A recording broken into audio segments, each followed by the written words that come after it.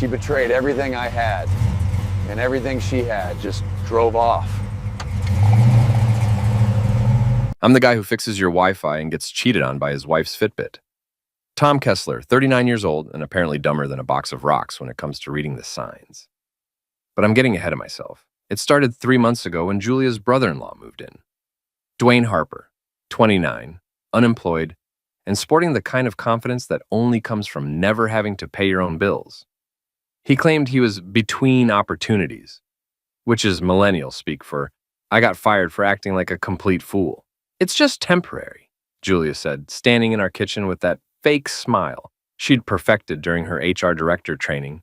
Tasha kicked him out, and he needs somewhere to crash while he gets back on his feet. I should have said no. Should have told her that our suburban duplex wasn't a halfway house for entitled man-children. Instead, I nodded like the good husband I thought I was, and helped carry his oversized gym bag to our spare room. That was mistake number 1. Mistake number 2 was believing Julia when she said she was just being supportive by helping Dwayne restart his personal training business. Suddenly, my wife was hitting the gym at 6 a.m., coming home sweaty and glowing, talking about core engagement and proper form with the enthusiasm of a cult member. You should try working out with Dwayne, she'd say, toweling off her hair in our bedroom. He's really good at motivation. The way she said motivation made my skin crawl, but I chalked it up to paranoia. After all, this was Julia, the woman who organized our sock drawer by color and sent thank you cards for thank you cards. She wasn't the cheating type, or so I thought. The first real crack in my delusion came on a Tuesday night. I was in the garage working on my '67 Mustang, the one thing in my life that still made sense, when I heard voices through the thin wall that separated our kitchen from the neighbor's yard. Tom doesn't suspect anything, does he? That was Megan, Julia's gossipy friend from work. Please, he's too busy playing with his car to notice what's happening under his own roof. Julia's laugh was sharp, unfamiliar.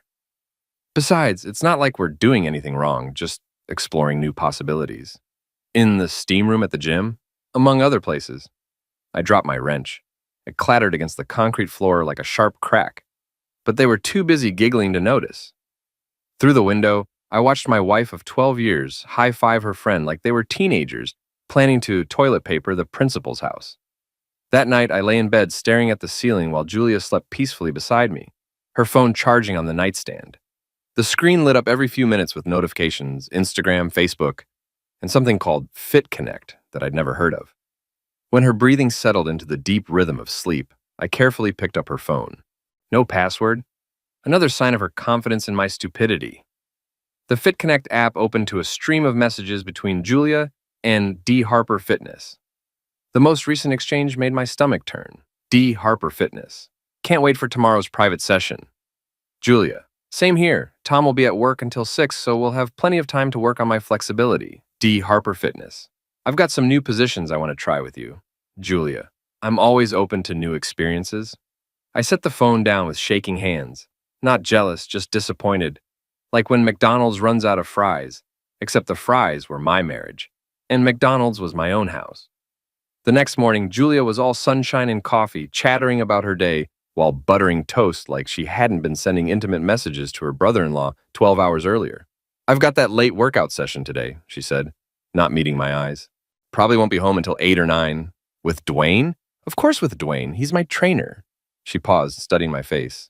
You're not getting weird about this, are you? Because jealousy is really unattractive, Tom.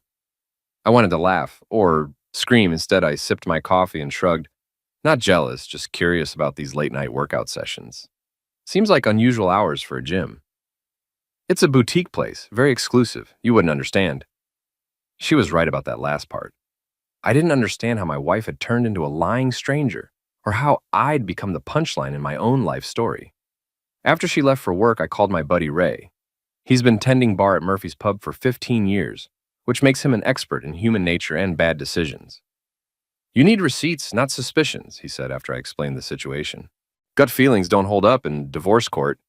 Who said anything about divorce? Tom, buddy, your wife is playing hide the sausage with her brother-in-law. What did you think was going to happen? Marriage counseling? He had a point. That evening, I decided to do some investigating. Julia had taken her car to her exclusive boutique gym, but she'd forgotten to clear the GPS history. According to the navigation system, her last destination wasn't a gym at all. It was the Riverside Inn, a pay-by-the-hour motel on the wrong side of town. I sat in my driveway, staring at the GPS screen, feeling like the biggest fool in Chicago. Then I opened our shared banking app and found the smoking tool, a $350 charge at the Riverside Inn, dated the same night Julia claimed to be working late on quarterly reports. Guess HR now stands for hot rooms. The next morning, I woke up with a clarity that surprised me. No more self-pity, no more denial. If Julia and Dwayne wanted to play games, I'd show them how a systems analyst approaches problem solving. Step 1. Gather data. I started with Dwayne's social media presence.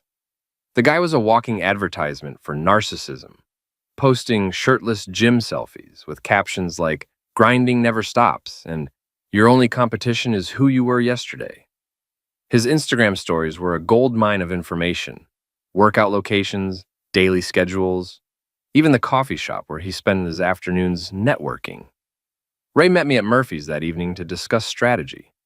The bar was nearly empty, just a couple of regulars nursing beers and watching a Cubs game on the ancient TV above the bar. "So what's the plan?" Ray asked, sliding a bourbon across the bar. "You gonna confront them? Hire a lawyer? Burn the house down?" "Something more elegant," I said. Dwayne's whole identity is built on his image. Personal trainer, fitness influencer, alpha male. What happens when that image gets destroyed? Depends how you destroy it. Publicly, thoroughly, and with maximum humiliation. Ray grinned. "Now you're talking my language." The next phase of my investigation required some field work. I started showing up at Dwayne's gym, not the fictional boutique place Julia mentioned, but the real one where he actually worked. Gold's Gym on Madison, a no-frills place that smelled like sweat and broken dreams. Phil, the manager, was a former cop with a kind of suspicious nature that comes from dealing with liars for 30 years. It didn't take much conversation to learn that he'd been keeping an eye on Dwayne. "Guy's a liability waiting to happen," Phil said, wiping down equipment with more force than necessary. "Shows up late, leaves early, spends more time on his phone than with clients. And don't get me started on his special training sessions in the back rooms." Special training sessions? Let's just say his form isn't the only thing he's been correcting. I started timing my visits to coincide with Julia's workouts. It was pathetically easy to spot them. They had all the subtlety of a car alarm. The lingering touches during form corrections. The way they'd disappear into the steam room together, the not-so-quiet conversations about meeting up later. On Thursday afternoon, I hit the jackpot. I was pretending to struggle with a lat pull-down machine when Dwayne started bragging to a group of meatheads near the free weights. "You guys don't understand the art of personal training," he was saying, loading plates onto a barbell. "It's about reading your client's needs. Some people need motivation, some need discipline, and some..." He glanced toward the women's locker room, where Julia had just disappeared. "Some need very personal attention." "What kind of personal attention?" one of the guys asked. "The kind that requires extra flexibility training, private sessions, one-on-one instruction, and proper mounting techniques." The group erupted in laughter. "Let's just say I've been helping a certain married client discover muscles she didn't know she had." I'd heard enough.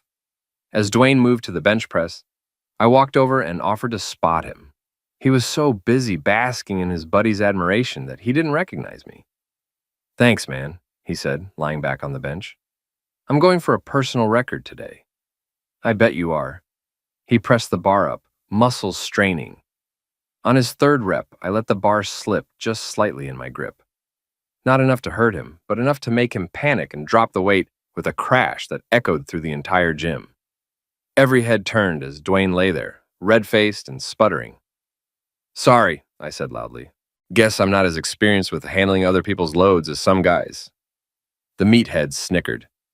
Dwayne glared at me, but there was nothing he could do without admitting he'd been showing off. I walked away feeling better than I had in months. That night, I made copies of every screenshot from Julia's phone, every GPS location, every suspicious charge on our credit cards. Then I did something that would have made my old IT security instructor proud. I created an anonymous email account and sent the juiciest screenshots. the ones with explicit details about positions and flexibility training, to an email address I'd found in Dwayne's gym bag. Tasha Harper, the wife who'd kicked him out, the nurse who worked double shifts to pay for his protein powder and designer workout clothes. If you're going to play dirty, bring a mop. The explosion came sooner than I expected. I was at the gym the next morning, legitimately working out this time, when Tasha's call came through Dwayne's Bluetooth speaker during the packed 7 a.m. class. Her voice boomed across the entire gym floor. "Dwayne Harper, care to explain these photos?" 30 people stopped mid-rep. The instructor froze with her arm raised in a warrior pose. Dwayne, who'd been demonstrating proper squat form to a group of housewives, went white as a protein shake. "Tasha, baby, I'm in class right now." "Oh, you're in class? Is that what you call screwing married women in steam rooms?" The housewives gasped. Someone's water bottle hit the floor. I continued my bicep curls, trying not to smile. "I can explain." "Explain this!" The sound of her phone buzzing came through the speaker. Quote, "Can't wait to work on your deep stretches tonight. I've got some new positions that'll make you sweat." End quote. "Ring any bells, you cheating piece of garbage?" Dwayne fumbled for his phone, but the damage was done. The entire gym had heard every word. He bolted from the class, leaving his gym bag behind, but Tasha wasn't finished. "And another thing," her voice followed him as he ran for the exit. "I found the motel receipts. The Riverside Inn? Seriously? I wouldn't take my dog to that place." The gym erupted in whispers and nervous laughter. Phil appeared from his office, shaking his head. "Well, that's one way to cancel a membership." I finished my workout and headed home, where Julia was getting ready for work. She seemed agitated, checking her phone every few seconds. "Everything okay?" I asked innocently. "Dwayne's having some personal issues. His wife is being completely unreasonable about some misunderstanding." "What kind of misunderstanding?" "The kind that's none of your business, Tom." She snapped her phone case shut and grabbed her purse. "I might be late tonight. I need to help him sort this out." "How supportive of you." She paused at the door, studying my face. "What's that supposed to mean?" "Nothing, just admiring your dedication to family." After she left, I got a text from Ray. "Turn on Channel 7. Your boy made the news." I flipped on the TV to find a reporter standing outside Gold's gym. The headline read, "Fitness Instructor's Affair Exposed in Viral Social Media Meltdown." Apparently, someone had recorded Tasha's speakerphone tirade and posted it on TikTok. The video had already gotten 50,000 views and counting. The comments were brutal. "This is why I don't trust personal trainers. The secondhand embarrassment is real. Plot twist. His wife is a savage." By noon, Dwayne's Instagram account had disappeared. His Facebook page was flooded with laughing emojis. Gold's Gym posted a statement distancing themselves from the actions of a former employee. Phil had fired him before lunch. I was admiring my handiwork when Julia came home early, slamming the front door hard enough to rattle the windows. "This is insane," she said, pacing around our living room like a caged animal. Tasha completely lost her mind. She's destroyed Dwayne's entire career over some innocent text messages. Innocent? They were taken out of context. Dwayne was just being motivational. Is that what we're calling it? She stopped pacing and stared at me. "What is your problem lately? You've been acting weird for weeks." I could have ended it right there. Could have laid out everything I knew and watched her scramble for excuses. Instead, I decided to let her dig the hole deeper. "No problem. Just wondering why you're so invested in your trainer's marriage troubles." "Because he's family, Tom. And family supports each other. Even when family makes mistakes." Dwayne didn't make a mistake. He's the victim here. Tasha's always been jealous of his success, his clients, his whole lifestyle. She's using this as an excuse to destroy him. The conviction in her voice was almost impressive. She actually believed her own lies, or at least she'd convinced herself she did. That evening, while Julia was at emergency damage control dinner with Megan, I paid a visit to Dwayne's house. Tasha had apparently thrown him out again because his Jeep was parked in the driveway and the lights were off. Ray met me there with supplies: industrial strength glue, glitter, and a bag of dirty gym socks from Murphy's Lost and Found. "This feels juvenile," I said. squirting glue around the front door frame. The best revenge always does, Ray replied, stuffing socks into the Jeep's exhaust pipe. Besides, the guy's been acting like a teenager. Time he got treated like one. We worked quickly and quietly. Glue around the door and windows, glitter mixed with maple syrup under the windshield wipers. A protein powder container on the front step with cheater written in permanent marker. The pièce de resistance was Ray's idea, a sign in the front yard that read, "Congratulations on your viral fame," with a QR code that linked directly to the TikTok video. By morning, the video had hit 1 million views. Someone had turned it into a remix with auto-tuned vocals. A local radio station was playing clips during their morning comedy segment. And Dwayne was trapped in his own house, pounding on the glued-shut door while his neighbors filmed through their windows. I watched the chaos unfold from my car, parked a safe distance away.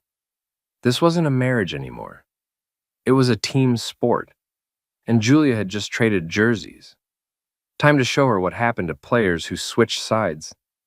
Julia's workplace was a glass and steel monument to corporate mediocrity, the kind of building where dreams go to die in conference rooms.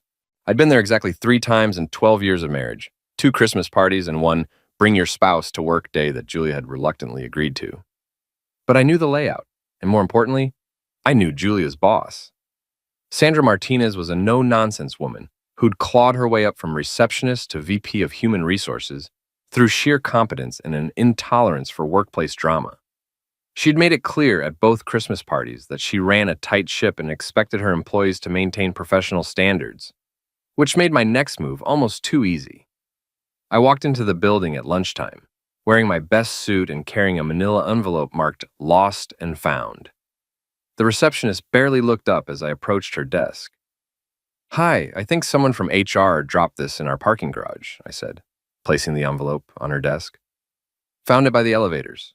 Looks important." She glanced at the envelope, which was addressed to HR department, confidential.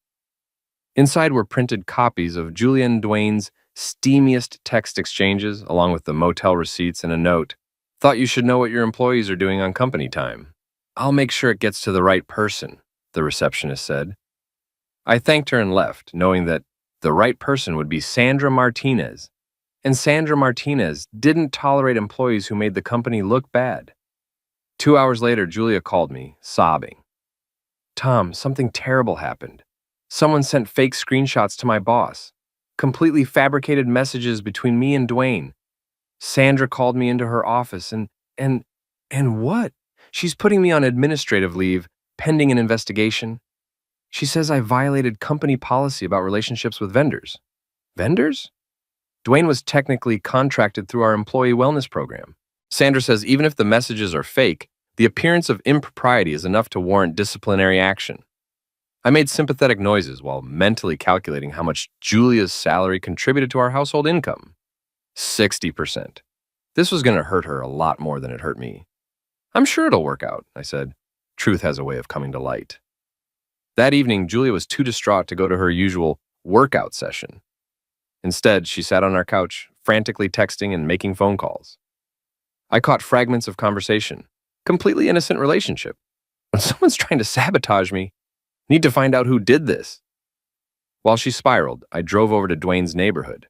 The glue had been cleaned off his door, but the damage to his reputation was permanent. A "For Rent" sign sat in his front yard, and his Jeep was nowhere to be seen.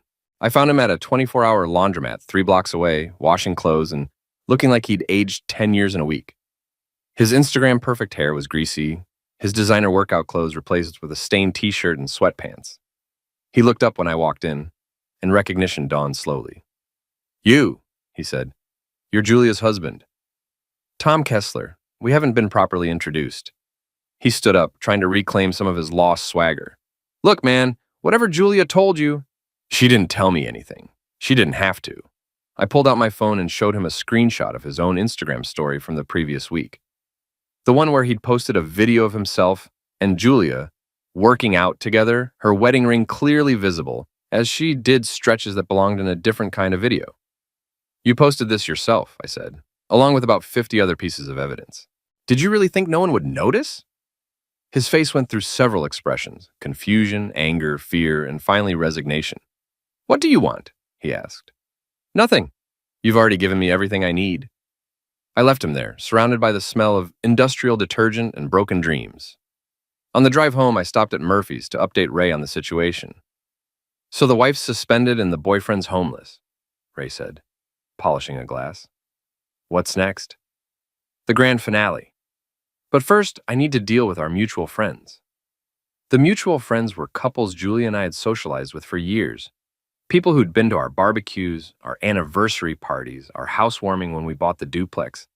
People who were now choosing sides. Megan had apparently been busy spreading Julia's version of events, that I was a controlling, paranoid husband who'd sabotaged her career out of jealousy.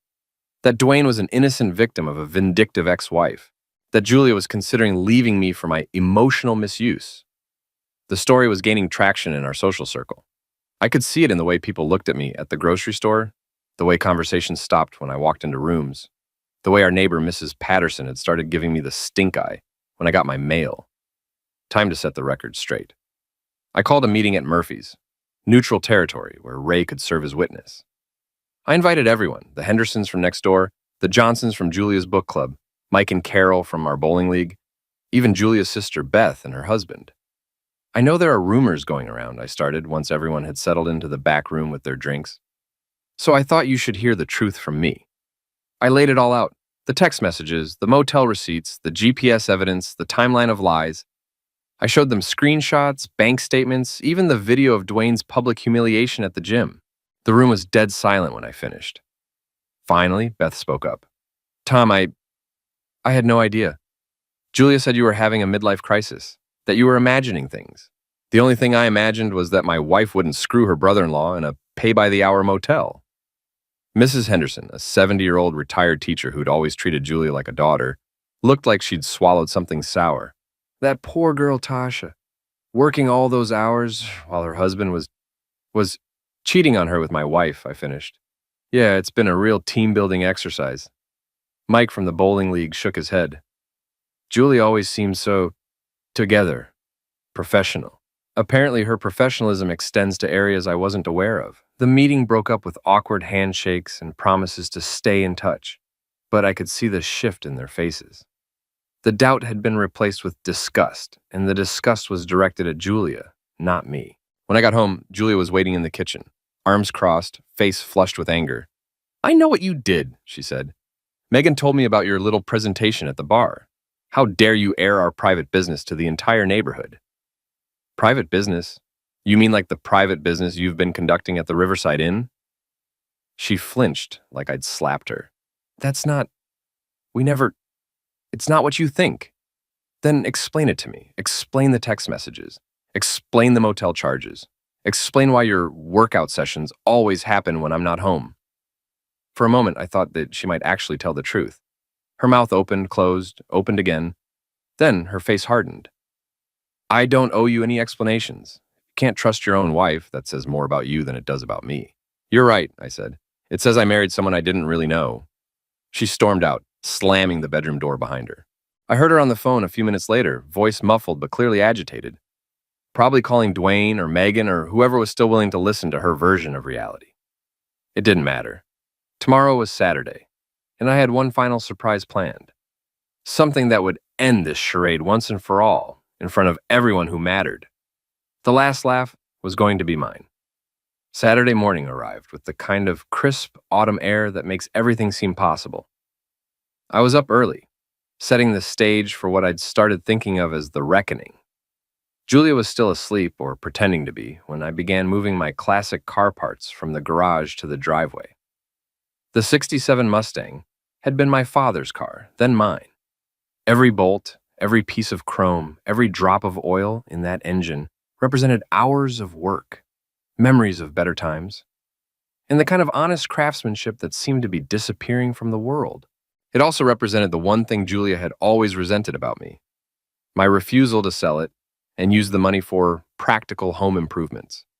By 10 a.m., I had everything arranged: the car in the center of the driveway, tools spread out on a tarp, and a Bluetooth speaker playing classic rock just loud enough to attract attention. Mrs. Patterson was already peeking through her curtains, and I could see the Henderson kids watching from their front yard. Julia emerged around 11, coffee in hand, wearing the kind of casual outfit that probably cost more than most people's monthly car payment. "What's all this?" she asked, gesturing at my automotive display. "Spring cleaning. Thought I'd work on the car outside today. Beautiful weather for it." She frowned. "Tom, we need to talk about yesterday. About the things you said to our friends." "What about them?" "You made me look like some kind of cheating wife." Her jaw tightened. "I never cheated on you. Whatever you think you saw, whatever twisted narrative you've created in your head, you're wrong." I straightened up from the engine compartment, wiping my hands on a rag. "Julia, I have screenshots of your text messages. I have motel receipts. I have video of you and Dwayne together. What exactly am I wrong about?" "The context, the interpretation. Dwayne was helping me plan a surprise for you. A fitness program, a way to get you more active. The messages were taken out of context, and the motel—" She paused, scrambling for an explanation. "We were scouting locations for a company retreat." Even for Julia, this was impressively creative fiction. A company retreat at a pay-by-the-hour motel? It was research. We were looking at all kinds of venues. I had to admire her commitment to the lie. Even with her career in ruins, her lover homeless, and her social circle turning against her, she was still doubling down. "Okay," I said. "Let's say I believe you. Let's say everything has an innocent explanation. What about this?" I pulled out my phone and played a video I'd recorded the previous week. Dwayne's voice came through the speaker, clear as day. "Let's just say I've been helping a certain married client discover muscles she didn't know she had." Julia went pale. "Where did you get that?"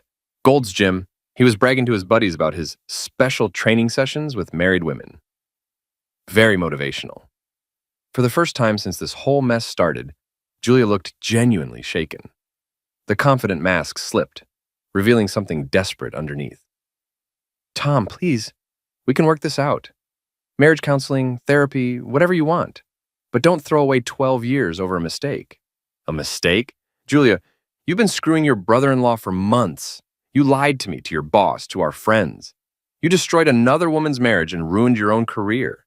That's not a mistake, that's a pattern."